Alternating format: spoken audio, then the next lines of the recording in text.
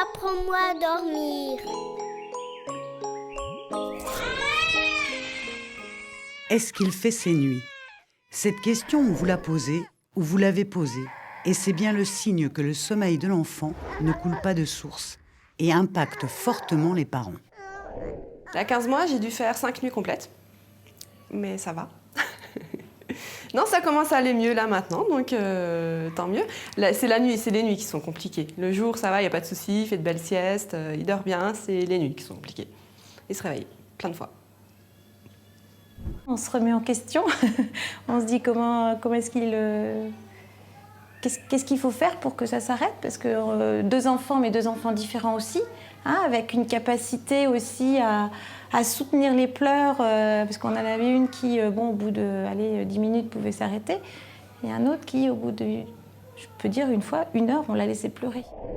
Pour qu'un bébé fasse ses nuits, il faut d'abord qu'il soit capable de s'endormir seul. Il est important de le coucher encore éveillé dans son lit, afin qu'il apprenne à trouver son sommeil tout seul, et donc à être également capable de se rendormir pendant les micro-réveils qui ponctuent ses nuits. Au moment des réveils nocturnes, il est important de laisser au bébé le temps de retrouver son sommeil. Si les parents interviennent au premier signe, le bébé n'a pas le temps de se rendormir seul. Je le laisse pleurer, voir s'il se rendort tout seul. Si vraiment il y a quelque chose, j'y vais, mais sinon, en général, il se rendort. Donc je me dis que c'est effectivement peut-être un petit cauchemar ou quelque chose, mais en général, il s'est toujours rendormi. J'ai pas eu besoin d'aller le bercer, ni quoi que ce soit, même tout petit, quoi. Mais cela ne se passe pas toujours comme cela. Beaucoup d'enfants mènent la vie dure à leurs parents, soit parce qu'ils n'ont pas envie de s'endormir, soit qu'ils les réveillent plusieurs fois par nuit. L'heure du coucher devient cauchemardesque.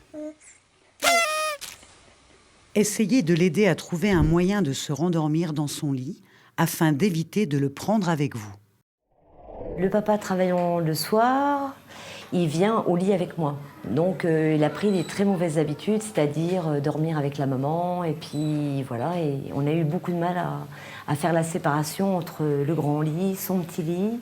Chacun doit avoir sa place et l'enfant doit être dans sa chambre. Et après, ça n'empêche pas de l'accompagner s'il avait fallu rester 5 minutes avec, mais de pas donner l'habitude d'être tout le temps présent dans la pièce, parce que je pense qu'on est assez présent avec eux et que d'être trop souvent ensemble, trop fusionnel, je suis pas sûre que ce soit la meilleure des solutions derrière, quoi, on va dire.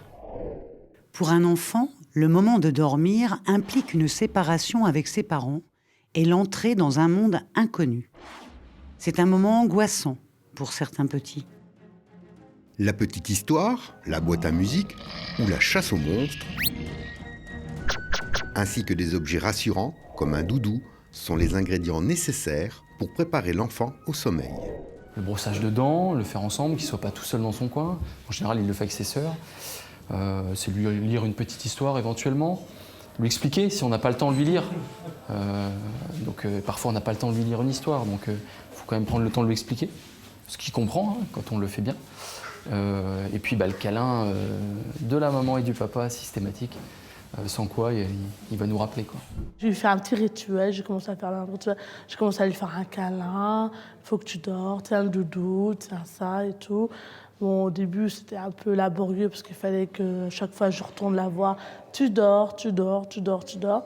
Et après, tout doucement, j'ai remis ça. J'étais ferme. Ce cérémonial, ce moment d'attention exclusive, doit se répéter chaque soir, à une heure régulière, et dans un environnement calme. Évitez les activités surexcitantes avant l'heure du coucher. Le soir, il faut qu'il se calme. Il est vrai que si on ne respecte pas son rituel, si on rentre du bureau et qu'on est énervé soi-même et qu'on n'a pas de temps pour lui, il va le faire payer, ce qui est tout à fait normal. Soyez vigilants aux signes de fatigue. Pour le tout petit, il faut le coucher immédiatement dès leur apparition. Cela se joue à quelques minutes. Moi, je trouve qu'elle a des yeux un peu rouges, elle se frotte un peu les yeux. Elle commence à être un peu chigneuse, donc je sais que c'est l'heure de la coucher. Plus âgés, pris par leurs activités, ils oublient ces signaux de sommeil. Il faut leur proposer d'aller se coucher. Ne coupez pas les siestes en espérant qu'ils dorment mieux le soir. Identifiez et respectez leur rythme.